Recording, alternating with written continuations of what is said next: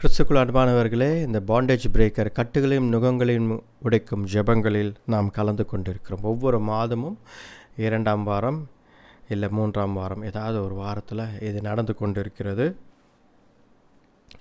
உபவாசித்து ஜெபித்து கொண்டிருக்கிறார்கள் எல்லாரும். நீங்களும் இதில் கலந்து கொள்ளுங்கள். இந்த செய்தி இன்றைக்கு பார்த்தோம் என்றால் மத்தேயு 25ஆம் அதிகாரம்.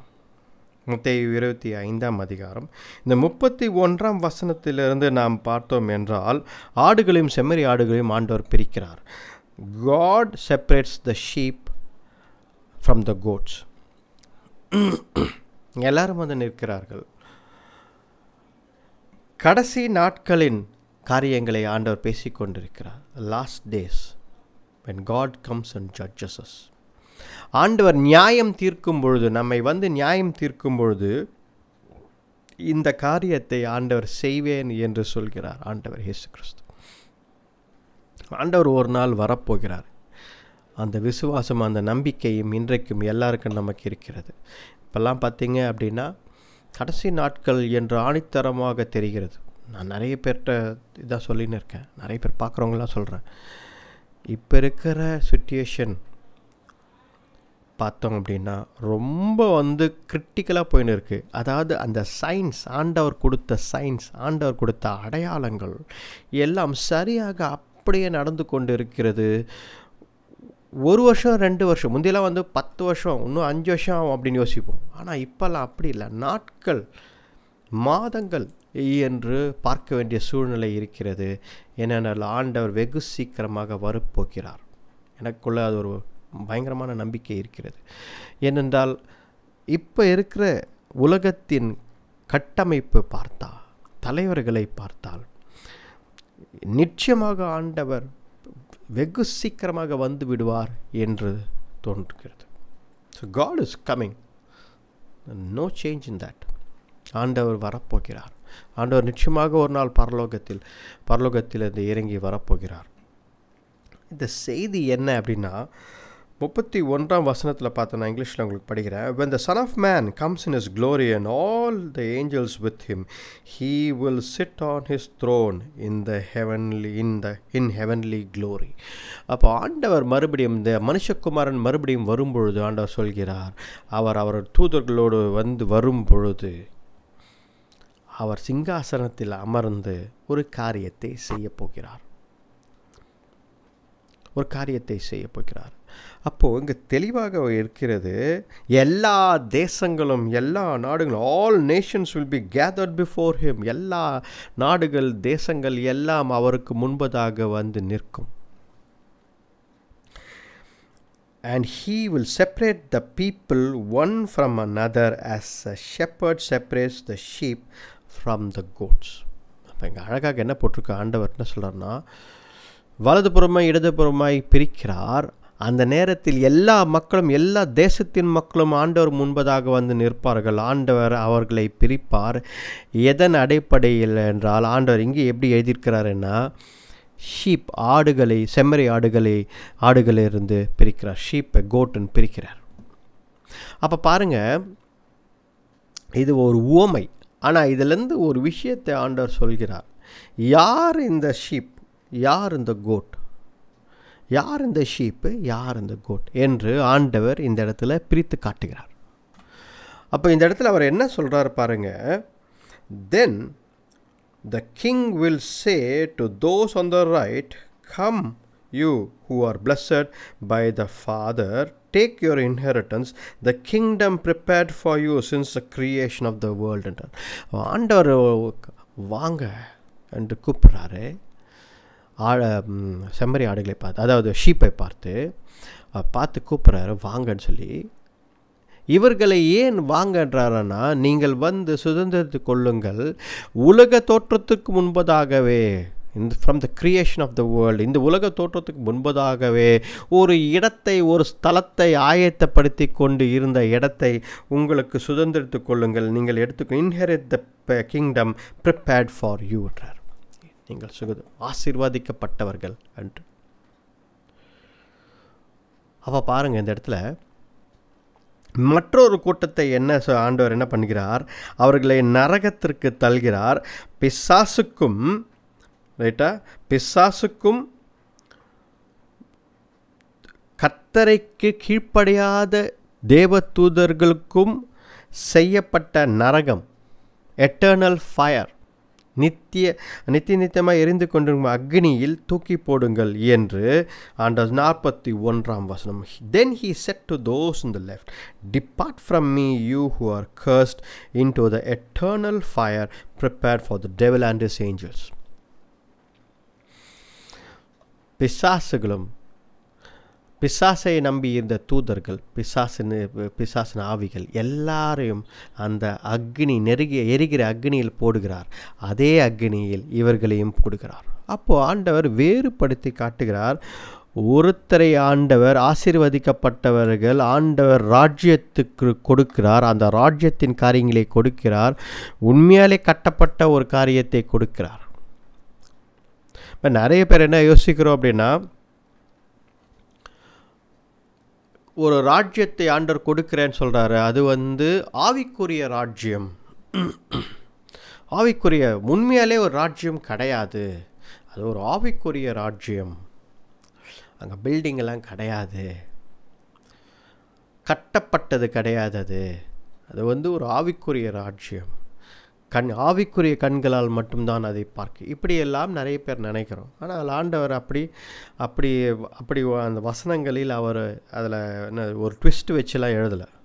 ரொம்ப நேரடியாக சொல்கிறார், உங்களுக்காக ஒரு ஸ்தலத்தை ஆயத்தப்படுத்தி இருக்கிறேன், அந்த ஸ்தலத்தை நீங்கள் சுதந்திரித்து கொள்ளுங்கள் என்று. பாருங்கள், அந்த யோவான் 14ஆம் அதிகாரம் கூட, நம்ம யோவான் 14ஆம் அதிகாரத்தை திருப்பலாம். யோவான் 14ஆம் அதிகாரம் 2ஆம் வசனத்தில் ஆண்டவர் என்ன சொல்கிறாரு?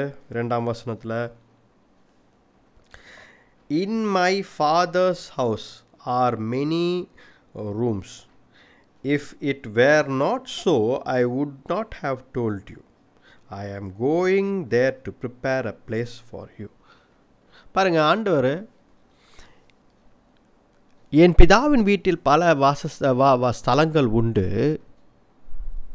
இப்படி இல்லை என்றால் நான் உங்களுக்கு சொல்ல மாட்டேன், இது உண்மைதான், நான் போகிறேன், அதை ப்ரிப்பேர் பண்ணுறதுக்காக போகிறேன், நீங்களும் சேருங்கள் என்று ஆண்டவர் சொல்கிறார். God does not say ஒரு ஆவிக்குரிய விஷயத்தை நான் செய்து கொண்டிருக்கேன், இப்படிலாம் சொல்லலாம். ஆண்டவர் உண்மையாலே ஒரு ஸ்தலத்தை ஆயத்தப்படுத்தி கொண்டிருக்கிறார், நேரடியாக பேசுகிறார். அப்போது ஆண்டவர் நமக்காக ஒரு ஸ்தலத்தை உருவாக்கி கொண்டிருக்கிறார், உலகத்து தோற்றத்துக்கு முன்பதாகவே என்பது ஆணித்தரமான உண்மை, சக்தி. It is fact, it is truth. There is a place that God is building for all the blessed and the righteous. நீதிமான்களுக்கு ஆண்டவர் ஒரு இடத்தை ஆயத்தப்படுத்தி கொண்டிருக்கிறார், அதை ஆண்டவர் கொடுக்கிறார். தென் என்ன சொல்கிறார்? he gave that place, right? அப்புறமா என்ன சொல்கிறார் அப்படின்னு பார்த்தீங்க அப்படின்னா, நான் தாகமாக இருந்தேன், நீங்கள் எனக்கு தண்ணீரை கொடுத்தீர்கள், நான் பசியாக இருந்தேன், எனக்கு உணவை கொடுத்தீர்கள், நான் ஸ்ட்ரேஞ்சராக இருந்தேன், நீங்கள் என்னை உள்ளே அழைத்து, எனக்கு ஆடைகள் இல்லாமல் இருந்தேன், எனக்கு ஆடைகளை கொடுத்தீர்கள், நான் சுகவீனமாக இருந்தேன், என்னை பார்த்து கொண்டீர்கள், நான் இதில் ப்ரிசனில் இருந்தேன், நான் ஜெயிலில் இருந்தேன், நான் சோகத்தில் இருந்தேன், அப்போ நீங்கள் என்னை சந்தித்து ஆறுதல் படுத்தினீர்கள்.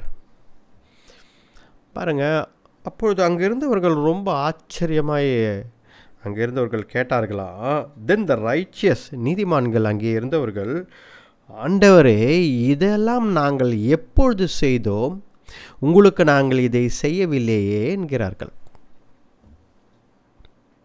ஆண்டவர் எனக்கு நீங்கள் செய்தீர்கள் என்றார். எனக்கு பாருங்கள், ஐ வாஸ் ஹங்க்ரி, நான் என்கிறார், நான் பசியாக இருந்தேன், நான் தாகமாக இருந்தேன், இதெல்லாம் நான் என்று சொல்கிறார்.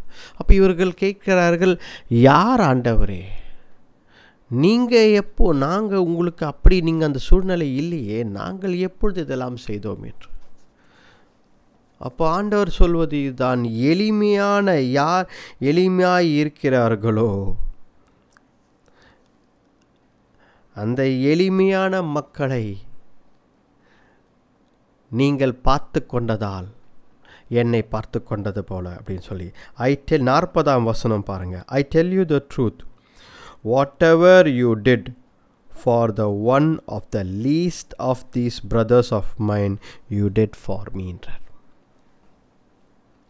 அப்போது ஆண்டவர் எல்லா ஜனங்கள்கிட்ட இருந்தும் ஒரு பொதுவான காரியத்தை எதிர்பார்க்கிறார். சரியா? நம்ம கிறிஸ்தவர்கள், நாம் கர்த்தரை நம்பி வாழ்கிறவர்கள் முக்கியமாக நம்மக்கிட்ட இதை அதிகமாக எதிர்பார்க்கிறார். என்ன? இல்லாதவர்களுக்கு. இந்த இடத்துல ஆண்டவர் கிறிஸ்துவை நீ ஏற்றுக்கொள்ளவில்லை, பைபிளை நீ படிக்கலை, தினந்தோறும் 3 மணி நேரம் வேதத்தை படித்து 4 மணி நேரம் நீ முட்டி போட்டு ஜெபிக்கவில்லை என்று ஆண்டவர் சொல்லலை. சரியா? சபைக்கு நீ செல்லவே இல்லை, ஆண்டவர் இங்கே கேட்கல. அதை ரைட்டா? அதெல்லாம் செய்யக்கூடாது. அந்த கான்டெக்ஸ்டில் நான் பேசலை. ரைட்டா? உடனே நீங்கள் இந்த கான்டெக்ஸ்ட்லேருந்து எடுத்துடாதீங்க. சப்ஜெக்ட் அது இல்லை. ரைட்டா? ஆண்டவர் இங்கே என்ன சொல்கிறார்? அவர் இதெல்லாம் சொல்லவில்லை. அவர் முக்கியத்துவம் எதுக்கு படுத்துகிறார்? நீ உன்னோட கூட இருந்த ஜனங்கள், உன்னை நம்பி இருந்த ஜனங்கள், உனக்கு முன்பதாக இருந்த மக்கள், எளியவர்கள், இல்லாதவர்கள், இவர்களை நீ கண்டுக்கவே இல்லையே. இதுதான் ஆண்டவர் நம்மை பார்த்து இன்றைக்கு கேட்கிறார். அன்றைக்கு இந்த உவமை மூலமாக ஆண்டவர் அன்றைக்கு அவர்களை கேட்டது இதுதான். ரைச்சியஸ், நீதிமான், righteous care for the hungry. பசியாய் இருந்தவர்களுக்கு உணவு கொடுக்க வேண்டும். நமக்கு முன்னாடி இருக்கிறாங்க, நமக்கு பின்னாடி இருக்கிறாங்க, நமக்கு தெரியுது பசியாக இருக்கிறார்கள், எடுத்து கொடுங்க. ரைட்டா? இது ஆவிக்குரிய அர்த்தத்தை இதில் சேர்த்துறாதீங்க. ஆவிக்குரிய உணவை கேட்கிறவர்களுக்கு ஆவிக்குரிய உணவை தான் நாம் கொடுக்க வேண்டும் என்று, பசியாய் இருக்கிறவர்களுக்கு ஆவிக்குரிய உணவை என்று வார்த்தையை கொடுத்து விட்டு சென்று விட்டால் அது சரியாவாது. ஆண்டவர் நிச்சயமாக கேட்பார். அவங்கெல்லாம் பசியாக இருந்தாங்க, வெறும் வார்த்தையை கொடுத்துட்டு போய்விட்டேயே, அவங்களுக்கு ஆகாரத்தை கொடுத்தாயா? அவர்கள் தாகமாக இருந்தார்கள், ஆண்டவர் தான் ஜீவ தண்ணீர் என்று சொன்னையே, இயேசு கிறிஸ்து தான் ஜீவ தண்ணீர் என்று சொன்னையே, கரெக்ட். ஆனால் குடிக்க தண்ணி கொடுத்தியா? ₹1 எடுத்து செலவு பண்ணியா? இல்லையே. ₹1 எப்படி வரும்னு பார்த்த, ₹1 எப்படி சம்பாதிக்கிறதுன்னு பார்த்த, எப்படி சேர்த்து வைக்கலான்னு பார்த்த. கரெக்டா? ஆனால் மற்றவர்களுக்கு கொடுத்தாயா? இல்லையே. பசியாக இருக்கிறவர்களுக்கு கொடுத்தாயா? இல்லையே. இதுதான் ஆண்டவர் கேட்கிறார்.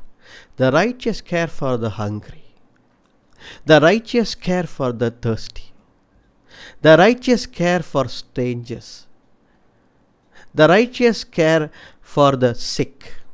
The righteous care for the people who don't have clothes. The righteous care for the people in prisons and they visit them. ஆண்டவர் சொல்லுது, நீதிமான் பசியாயிருக்கிறவர்களை சந்திக்கிறான், அவர்களுக்கு உணவு கொடுக்கிறான், அவர்களுக்காக பாரப்படுகிறான். நீதிமான் யார் என்றால் அவன் தாகமாய் இருக்கிறவர்களுக்கு தண்ணீர் உண்மையாலே குடிக்க தருகிறான், அவர்களுக்காக பாரப்படுகிறான். ரைட்டா? தண்ணீர் என்பது இப்போ ஒன்றும் இல்லைங்க. குடி தண்ணி வருது, குடி தண்ணி டேங்க்கில் வருது, குடி தண்ணி லாரியில் வருது, குடி தண்ணி கார்ப்பரேஷன்லேருந்து நமக்கு டேங்க்கு வருது, நம்ம டேங்க் கட்டி வச்சுருப்போம், அதில் வருது. அதுக்கு எவ்வளோ பிரச்சனை நம்ம பண்ணுறோம் ஞாபகம் இருக்கா உங்களுக்கு? ஒரு குடம் தண்ணி எக்ஸ்ட்ராவாக எடுத்துட்டாங்கன்றதுக்காகவோ, இல்லை நம்மளால் ஒரு குடம் தண்ணி எக்ஸ்ட்ரா எடுக்க முடியலன்றதுக்காகவோ எவ்வளோ பிரச்சனை பண்ணுறோம் தெரியுங்களா?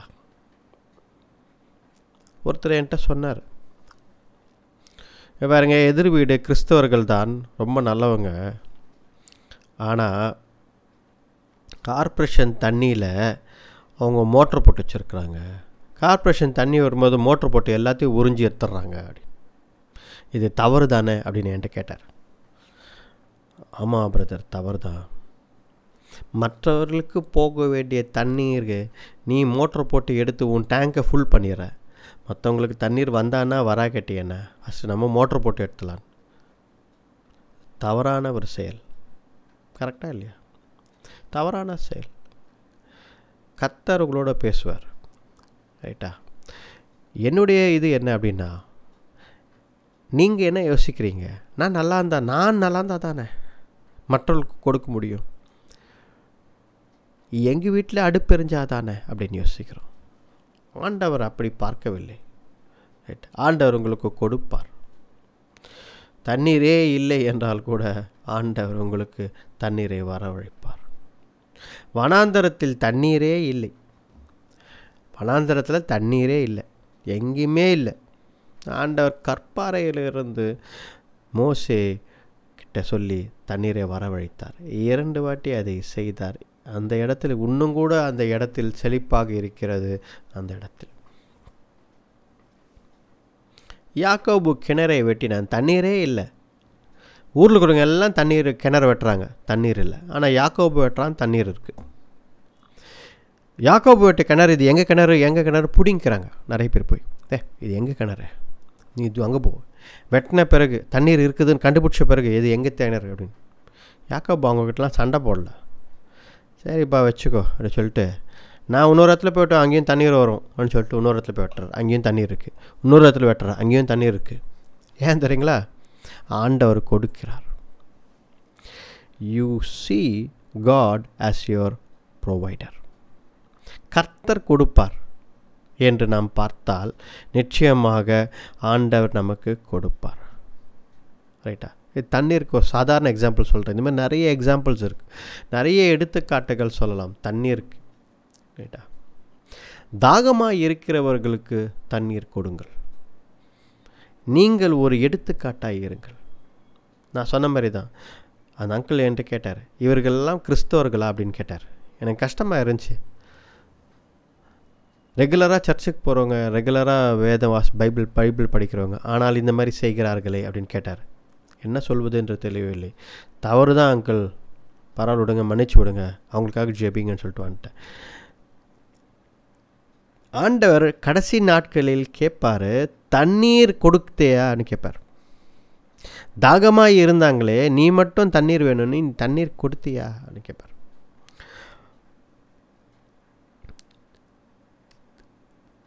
ஸ்டேஞ்சர்ஸ், உதவி தேவைப்படுகிறவர்களுக்கு உதவி செய்தாயா? ஆடை வேண்டும் என்று நினைக்கிறாங்க, ஆடையே இல்லாமல் இருக்கிறாங்க. நம்மக்கிட்ட பீரோ ஃபுல்லாக சாரி, சில பேர் போடுறதே கிடையாது, சில ட்ரெஸ் எல்லாம் போடுறதே கிடையாது, சில ட்ரெஸ்ஸு போடுறது கிடையாது, சில பேண்ட்டை போடுறது கிடையாது, சில சட்டைகளை போடுறது கிடையாது. எக்கச்சக்கமான பொருட்கள் வீட்டில், அதெல்லாம் பயன்படுத்துகிறதே கிடையாது. சில சட்டி பாத்திரம்லாம் பார்த்திங்கன்னா மேலே அடுக்கி வச்சுருப்பாங்க. இது எப்போங்க எடுத்து பயன்படுத்துவோம்? எப்பயாவது எடுத்து பயன்படுத்தணும். எங்கள் வீட்டிலேருந்து கொடுத்து அமிச்சது, உங்கள் வீட்டிலேருந்து கொடுத்து அமிச்சா அட்லீஸ்ட் எடுத்து நீங்களாவது பயன்படுத்துங்க. இல்லை எங்களுக்கு அதை வச்சு என்ன பண்ணணும்னு தெரில, அதை எடுத்து அடுத்தவங்களுக்காவது கொடுங்க, வேறு யாருன்னா பயன்படுத்தட்டும். அது எப்படி கொடுக்க முடியும்? சரி, அதை விற்றாவது அந்த காசை எடுத்து நீங்கள் மற்றவங்களுக்கு ஏதாவது ஒரு உணவு ஒரு வேலையாவது போடுங்க. அதை விற்கக்கூடாது. யோசித்து பார்த்தீங்களா? முட்டாள்தனமாக இருக்கிறதில்ல. நீங்கள் ஸ்லாப் மேலே வச்சு வைக்கிற பாத்திரங்கள், பொருட்கள், அதெல்லாம் நம்ம மரித்து போன பிறகு கூட அங்கேயே இருக்கும். முட்டாள்தனமான ஒரு ஒரு ஒரு ஒரு சமுதாயத்தில் நாம் வாழ்ந்து கொண்டு இருக்கிறோம். அதை நீங்கள் வாழும் பொழுதே யாருக்காவது கொடுத்தா கர்த்தருக்கு நன்றி சொல்லி, இந்த குடும்பத்தில் இந்த பாத்திரங்களை எங்களுக்கு கொடுத்தாங்க, ரொம்ப சந்தோஷம் ஆண்டவரேன்னு சொல்லி சந்தோஷப்பட்டு அதை பயன்படுத்துவாங்க. ஸ்லாப் மேலேயே பரண மேலேயே கடைசி வரைக்கும் இருக்கிற பாத்திரங்கள் எதுக்கு? எதுக்கு உபயோகப்படுத்தாத பொருட்கள் எதுக்கு? பீரோலேயே பூட்டி வைத்திருக்கிற சாரிக்கள், சட்டை, ட்ரெஸ்ஸு இதெல்லாம் எதற்கு?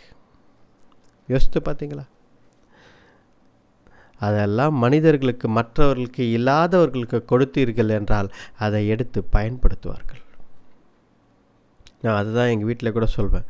நீங்கள் எடுத்து பிளாஸ்டிக் கடைக்காரனுக்கும், எடுத்து இரும்பு கடைக்காரனுக்கும், பழைய பொருட்கள் வாங்குறவனுக்கும் கொடுத்து அதை காசாக்காதீங்க.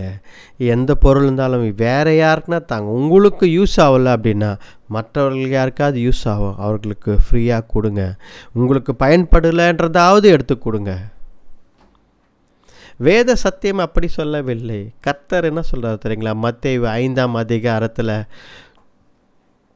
உன்னிடத்தில் ஒருவன் சட்டை கேட்குறான்னா உன்கிட்ட இருக்கிற சட்டையை கொடுத்துட்டு திருப்பி மறுபடியும் உங்ககிட்ட இல்லை அப்படின்னா நீ போட்டிருக்கிற ஆடை கூட கட்டித்தாடுறார். ஹல்லேலூயா. யோசித்து பாருங்கள், யோசித்து பாருங்கள். நாம் செய்வது சரியான்னு யோசித்து பாருங்கள். ஆண்டவர் என்ன எதிர்பார்க்கிறார்? நல்ல இருதயத்தை எதிர்பார்க்கிறார், நீதிமான்களை எதிர்பார்க்கிறார். கடைசி நாட்களில் என்ன சொல்கிறாரு? உன் செயலை பார்க்குறாரு, நீ என்ன செஞ்சுருக்கிறான்னு. பசியாக இருந்தவனுக்கு சாப்பாடு கொடுத்தியா? தாகமாக இருந்தவனுக்கு தண்ணீர் கொடுத்தியா? இல்லை தண்ணிக்கு சண்டை போட்டியா? ஆடையே இல்லாதவனுக்கு ஆடை கொடுத்தியா? உன் கையில் மாட்டி இருந்தது கூட கேட்டு, இந்தாப்பா பிடிப்பா, நான் பார்த்துக்கிறேன் போப்பா, நான் எனக்கு நிறைய இருக்குது சட்டை, இந்தாப்பா பிடிப்பா, கொடுத்தியா? எங்கள் வீட்டில் நிறைய ஷால் இருக்குங்க, நிறைய குளிருக்கு சும்மாவே இருக்குங்க, அதெல்லாம் யூஸ் பண்ணுறதே இல்லை. இருந்தாங்க, நீங்கள் குளிரில் இருக்கிறீங்க, இருந்தாங்க நீங்கள் வச்சுக்கோங்க. எப்போ எங்கள் பசங்க இதை போட போகிறாங்க, எல்லாம் மடித்து சும்மா வச்சுருக்கோங்க, இருந்தாங்க எடுத்துங்க. கொடுத்தீங்களா? இல்லை, மனசு வரல கொடுக்க, மனசு வரல. அது சும்மா வேணால் மடித்து இருக்கட்டும், அந்த துணிகள் சும்மா வேணால் பீரோவில் இருக்கட்டும், அந்த பாத்திரம் சும்மா வேணால் இருக்கட்டும், ஆனால் நாங்கள் கொடுக்க மாட்டோம். எப்படி கிறிஸ்தவம்னு நம்ம சொல்கிறோம்? எப்படி கிறிஸ்டியன்ஸ்னு சொல்கிறோம்? எதை வைத்து கிறிஸ்தவர்கள் என்று சொல்கிறீர்கள்? கிறிஸ்தவத்தின் அடையாளம் என்ன? கிராஸ் போட்ட டாலர் போட்ட கிறிஸ்டியனா? நல்லா யோசித்து பாருங்கள். கிராஸ் போட்ட டாலர் போட்டால கிறிஸ்டியனா? இல்லை சர்ச்சுக்கு போகிறதால நான் கிறிஸ்டியனா? இல்லை நான் பைபிள் வச்சுன்னு இருக்கேன், பைபிள் படிக்கிறேன்றதால கிறிஸ்டியனா? நான் முட்டி போட்டு ஜெபம் பண்ணுறேன்றதால கிறிஸ்டியனா? இல்லை எங்கள் அப்பா எங்கள் தாத்தா கிறிஸ்டியனு அதால் நான் கிறிஸ்டியன், என் சர்டிஃபிகேட்டில் கிறிஸ்டியன் இருக்குது அதால் கிறிஸ்டியனா?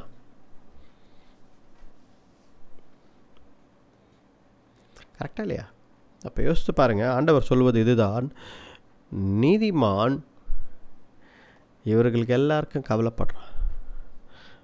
துணி இல்லாதவர்கள், ஆடை இல்லாதவர்கள், பொருட்கள் இல்லாதவர்களுக்கு கொடுக்கிறான்.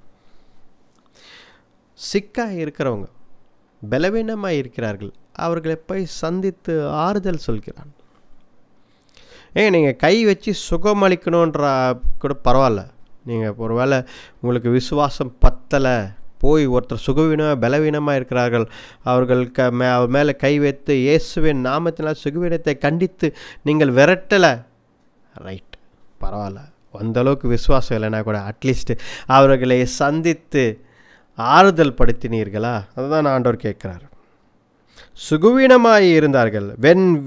when did we see the sick கேட்கிறார்கள் அவர்கள்.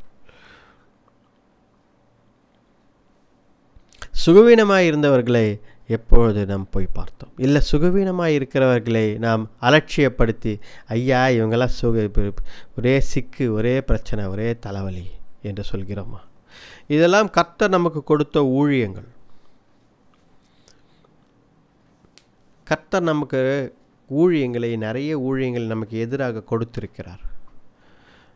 நான் போயிட்டு அசாமில் ஊழியம் பண்ணணும், நான் போய் நார்த் இந்தியாவில் உத்தரப்பிரதேசில் ஊழியம் பண்ணணும், தவறு கிடையாது. போங்க, போய் ஊழியம் பண்ணுங்க, தவறு கிடையாது.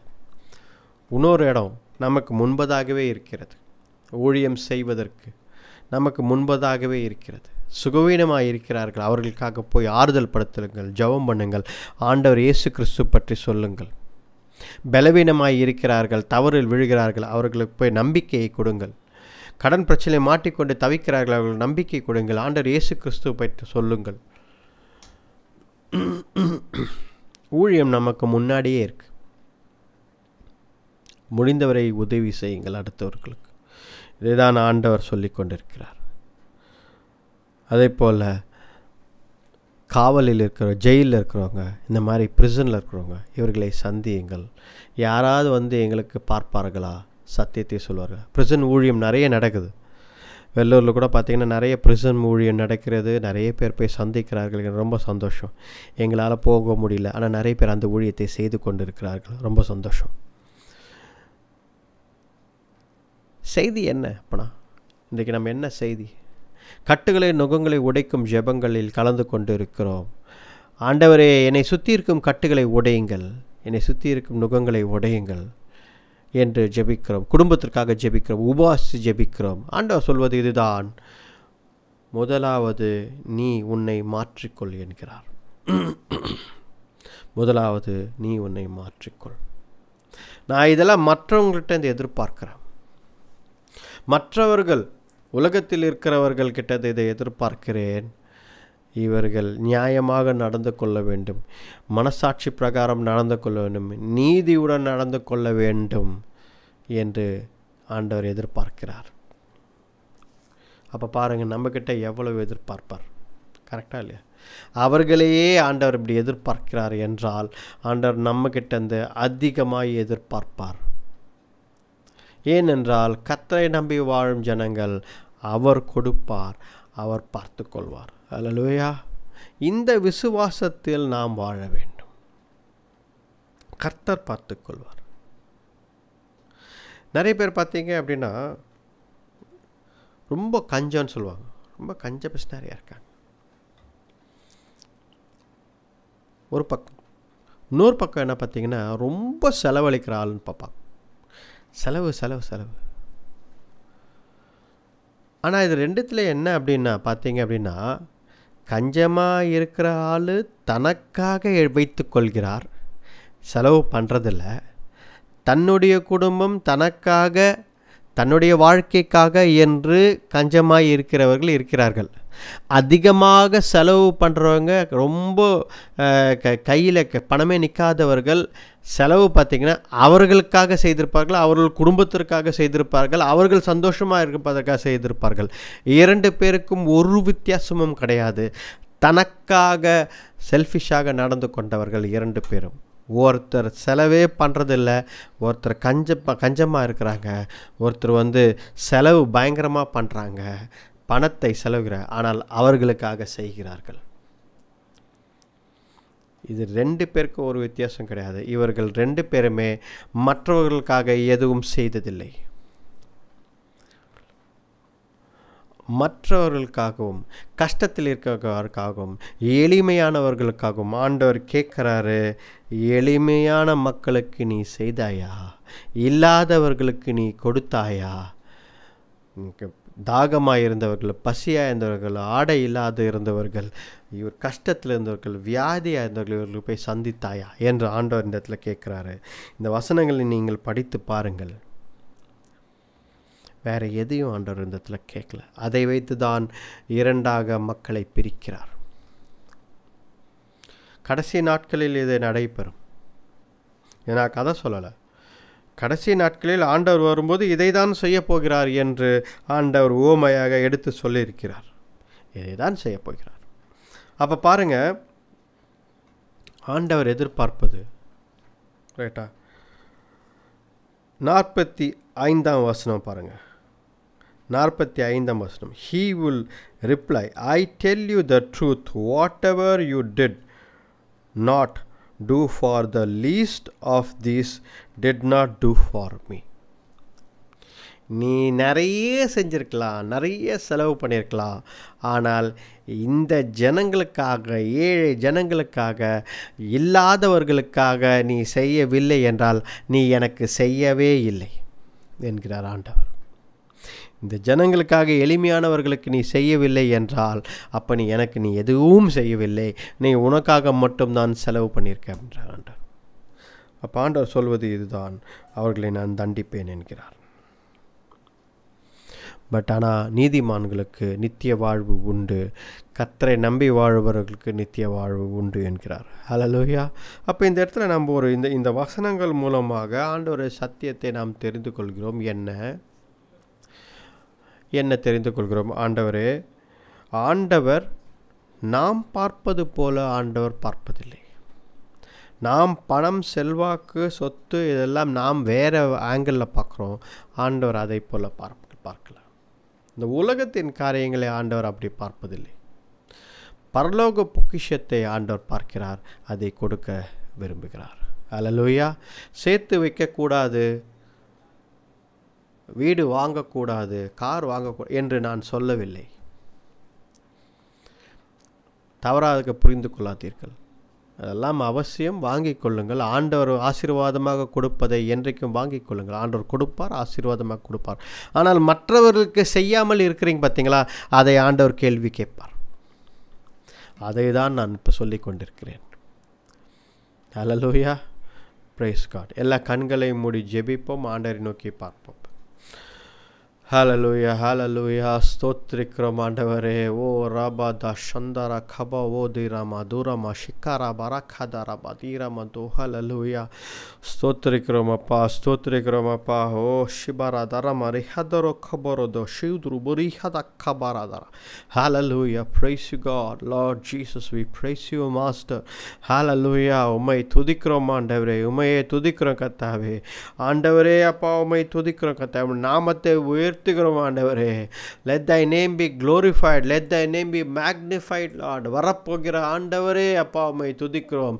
நீர் சீக்கிரமாக வரப்போகிறீர் அப்பா. மத்திய வானத்தில் அப்பா இறங்கி வரப்போகிறீர். நீர் சீக்கிரமாக வரப்போகிற ராஜா, உம்மை துதிக்கிறோம் கர்த்தாவே தேவரீர். அப்பா, உம்மையே உயர்த்துகிறோம் அப்பா. எங்கள் வாழ்க்கையில் அப்பா தேவரே, நாங்கள் நீதிமான்களாக நியாயம், நீதி, நேர்மை என்று நாங்கள் வாழ நிற்கிறபை தாங்க கர்த்தாவே தேவரீர். ஏழைகளுக்கு, இல்லாதவர்களுக்கு அப்பா, பிற்பட்டவர்களுக்கு அப்பா கர்த்தாவே தேவரீர், கஷ்டப்படுகிறவர்களுக்கு அப்பா கொடுக்கவும், பசியாயிருக்கிறவர்களுக்கு அப்பா உணவு கொடுக்கவும், தாகமாக இருக்கிறவர்களுக்கு தண்ணீர் கொடுக்கவும் தேவரீர் கர்த்தாவே. நாங்கள் கர்த்தாவே இல்லாதவர்களுக்கு கொடுக்க நீர் எங்களுக்கு பலத்தை தாங்க, உதவி செய்யுங்க. எங்களுக்கு மனதை மாற்றத்தை தாங்கப்பா. எங்கள் இருதயம் மாற வேண்டும். ஆண்டவரை பார்த்து சொல்லுங்கள், ஆண்டவரே எங்கள் இருதயம் மாற வேண்டும். மற்றவர்களுக்காக கவலைப்பட வேண்டும், மற்றவர்களுக்காக ஜெபிக்க வேண்டும்.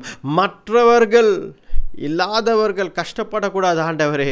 அவர்களுக்கு உதவி செய்ய வேண்டும். பலத்தை தாங்க ஆண்டவரே என்று ஜெபியுங்கள். கொடுங்கள். யாருக்கும் பிரயோஜனம் இல்லாமல் வைத்திருக்கிறீர்கள் அல்லவா, அதை மற்றவர்களுக்கு கொடுங்கள். கொடுப்பதால் மிகப்பெரிய சந்தோஷம் உங்களுக்கு உண்டாகும். அந்த குடும்பம் சந்தோஷமாக இருக்கும். அந்த குடும்பம் சந்தோஷமாக, அந்த நபர் சந்தோஷமாக இருப்பார். கஷ்டத்தில் இருப்பாங்க. நமக்கு 500 ரூபாய் பெரிய விஷயமா இருக்காது. 500 ரூபாய் பெரிய காசை நம்மளால் கொடுக்க முடியும். ஆனால் அவர்களுக்கு 500 ரூபாய்ன்றது 5 லட்சம் மாதிரி கொடுங்க. ஹல்லேலூயா. மற்றவர்களுக்கு உதவி செய்யுங்கள். ஆண்டவர் அதை எதிர்பார்க்கிறார். இல்லாதவர்களுக்கு, கஷ்டப்படுகிறவர்களுக்கு, பலவீனம் சுகவீனமாக இருக்கிறவர்களை சந்தித்து ஜெபியுங்கள். அவர்களுக்கு ஆறுதல் சொல்லுங்கள். ஒருவேளை உங்கள் வீட்டில் வயதானவர்கள் கஷ்டப்படுறாங்க, இல்லை யாராவது இருக்கிறார்கள் என்றால் அவர்களை உதாசீனப்படுத்தாதீர்கள். பலவீனமாய் இருக்கிறார்கள் என்றால் அவர்களுக்கு ஆறுதல் கொடுங்கள், நம்பிக்கை கொடுங்கள்.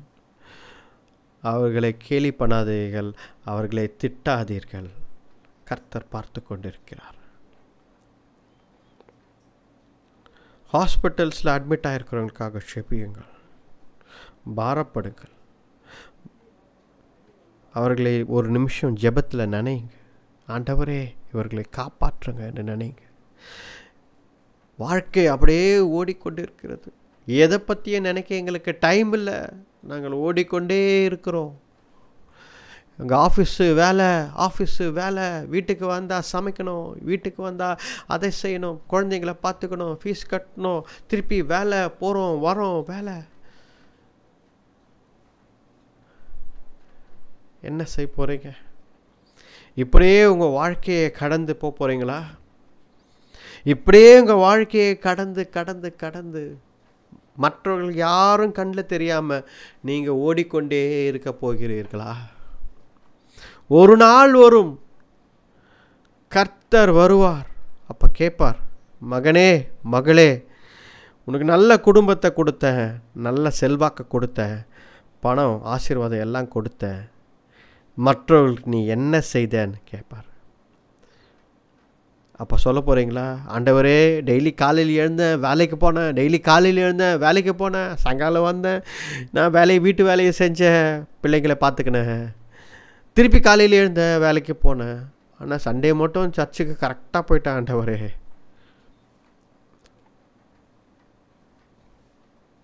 ஆண்டவர் இந்த ஜெபத்தை கேட்பார் நீங்கள் நினைக்கிறீங்களா?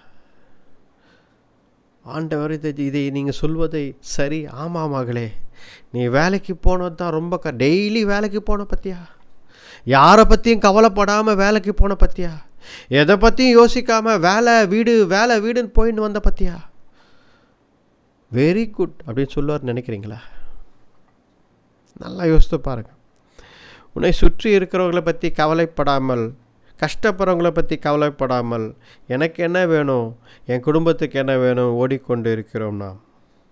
ஆண்டவர் சொல்கிறார், கடைசி நாட்களில் நான் கேட்பேன் உன்னை, ஐ வில் ஆஸ்க் யூ, கடைசி நாட்களில் உன்னை பார்த்து கேட்பேன், உன்னை நம்பி இருந்த ஜனங்களுக்கு நீ என்ன செய்த, உன்னை சுற்றி இருந்தவர்கள் பசியாய் இருந்தார்கள், ஆடை இல்லாமல் இருந்தார்கள், உணவு இல்லாமல் இருந்தார்கள், தாகமாய் இருந்தார்கள், பலவீனம் சுகவீனமாய் உன்னை சுற்றி இருந்தார்களே, நீ என்ன செய்தாய்? என்னை மட்டும் நான் பார்த்துக்கினேன் ஆண்டவரே, பிரயோஜனம் இல்லை. ஆண்டவர் அதை ஏற்றுக்கொள்ள மாட்டார். ஹல்லேலூயா. இந்த நாளில் உங்களை சுற்றி இருக்கும் கட்டுகள் உடைய வேண்டும், நம்மை சுற்றி இருக்கும் நுகங்கள் உடைய வேண்டும் என்றால் மற்றவர்களுக்கு நாம் பாரப்பட்டு ஜெபிக்க வேண்டும், மற்றவர்களுக்கு உதவி செய்ய வேண்டும், மற்றவர்களுக்கு கொடுங்கள், கர்த்தர் உங்களுக்கு கொடுப்பார். மற்றவர்களுக்கு கொடுங்கள், கர்த்தர் உங்களுக்கு கொடுப்பார். மற்றவர்களை சந்தியுங்கள், சுகவீனமாக இருக்கிறவர்களை சந்தியுங்கள், பலவீனமாக இருக்கிறவர்களை சந்தியுங்கள், டிப்ரெஷனில் இருக்கிறவங்களை சந்திங்க, பேசுங்க, அவர்களுக்கு ஆறுதல் சமாதானம் கொடுங்கள். எங்களுக்கே டிப்ரெஷன் பாஸ்டர், எங்களுக்கே டிப்ரெஷன், எங்ககிட்டே இப்போ பேசணும். நாம் கிறிஸ்தவர்கள் டிப்ரெஷன் இருந்தால் நேராக ஆண்டவர் இடத்தில் போய் நிற்க வேண்டும். மற்றவரிடத்தில் போய் 1 மணி நேரம் ஃபோனில் போய் சொல்லாதீங்க உங்கள் பிரச்சனையை. அழுது 1 மணி நேரம் மற்றவர்களுக்கு போய் சொல்லி என்ன பிரயோஜனம்? அப்படியான்னு கேட்டு ஃபோனை வைப்பாங்க. ஐயோ அப்படியா அப்படி ஃபோன். அதே நீங்கள் அந்த 1 மணி நேரம் அழுதது ஃபோனில் அழாமல் 1 மணி நேரம் ஆண்டவர் சமூகத்தில் அழுதுருந்தீங்கன்னா ஆண்டவர் அதற்கு பதில் கொடுத்திருப்பார். மனம் திரும்பி மனதுருகி உன்னை காப்பாற்றி இருப்பார். ஹல்லேலூயா. உங்கள் பிரச்சனைகள் கர்த்தரிடத்தில் கொடுங்கள். நாம் கிறிஸ்தவர்கள், ஆனால் மற்றவர்கள் பிரச்சனையை போய் சந்தியுங்கள், அவர்களுக்கு உதவி செய்யுங்கள், அவர்களுக்கு கர்த்தரை பற்றி சொல்லுங்கள். ஹல்லேலூயா. இந்த நாளில் கூட இந்த ஜெபத்தில் கலந்து கொண்ட ஒவ்வொருத்தரையும் ஆண்டவர் நோக்கி பாருங்கள். ஆண்டவர் நிச்சயமாக உங்களோடு பேசிக்கொண்டிருக்கிறார், விடுதலை செய்வார். கொடுங்கள், அப்பொழுது உங்களுக்கு கொடுக்கப்படும். ஹல்லேலூயா. ஆண்டவர் எல்லார் மேலும் உங்களுக்கு பாரம் இருக்க வேண்டும், அதுதான் கிறிஸ்தவம் என்கிறார். எல்லாருக்கும் உதவி செய்ய வேண்டும், அதுதான் கிறிஸ்தவம் என்கிறார். நல்ல இருதயம் வேண்டும், அதுதான் கிறிஸ்தவம் என்கிறார். முழு மனதோடு கர்த்தரை நீ விசுவாசி, கர்த்தரை நேசி. 2ஆம் கட்டளை, உன் சகோதரனே நீ உன்னை போல நேசி. ஆண்டவர் 2 கட்டளைகள் தான் கொடுத்தார். அப்போ நம்ம 2ஆம் கட்டளையை நாம் மறந்தே விட்டோம். ஆனால் ஆண்டவர் வருகையில் கண்டிப்பாக நம்மை பார்த்து கேட்பார், ஜாக்கிரதையாய் இரு மகளே, ஜாக்கிரதையாய் இரு மகனே. கர்த்தர் நம்மை கண்டிப்பாக கேள்வி கேட்பார். அப்போது பதில் கொடுக்க வேண்டிய சூழ்நிலையில் நாம் இருப்போம். இன்றைக்கே நம்மை மாற்றிக்கொள்ள வேண்டும். இன்றைக்கே மற்றவர்களுக்கு கொடுக்கிறவர்களாக, மற்றவர்களுக்கு உதவி செய்கிறவர்களாக, மற்றவர்களுக்கு இரக்க இருதயத்தை நாம் காட்ட வேண்டும். ஆண்டவர் இரக்கமுள்ளவர். அதே இரக்க இருதயம் நமக்கும் வேண்டும். ஆண்டவர் இயேசு கிறிஸ்துவின் வல்லமையுள்ள நாமத்தில் ஜெபிக்கிறேன். இந்த ஜெபங்கள் உங்கள் இருதயத்தை மாற்றுவதாக. ஆண்டவரே, இந்த நாளில் கூட கர்த்தாவே தேவரே, இந்த ஜெபத்தை அப்பா நீர் கேட்டிருக்கிறதற்காக நன்றி அப்பா. கர்த்தாவே, இந்த ஜெபங்களை பரலோகத்திற்கு நேராக ஏறெடுக்கிறோம் அப்பா. தேவரே, இந்த ஜெபத்தை நீர் கேட்டதற்காக நன்றி அப்பா. தேவரே அப்பா, எங்களை பலப்படுத்துங்க, மற்றவர்களுக்கு உதவி செய்ய எங்களை பலப்படுத்துங்க, எங்கள் இருதயத்தை மாற்றுங்க ஆண்டவரே அப்பா. தேவரே அப்பா, எங்களை வழிநடத்தி பலப்படுத்துங்க, ஆசீர்வதிங்க. இந்த நாளுக்காக நன்றி. உண்மையே துதிக்கிறோம். எல்லா துதி கன மகிமையா உம்முடைய வல்ல நாமத்துக்கு ஏறுகிறோம். இந்த ஜெபத்தை மீட்பர் ரட்சகர் எங்கள் ஆண்டவர் இயேசு கிறிஸ்துவின் வல்ல நாமத்தில் வேண்டுகிறோம் ஜீவனுள்ள நல்ல பிதாவே. ஆமென், ஆமென். ஹல்லேலூயா, பிரைஸ் காட், ஹல்லேலூயா. இந்த ஜெபங்களில் கலந்து கொள்ளுங்கள். கர்த்தர் உங்களை ஆசீர்வதிப்பாராக. ஆமென்.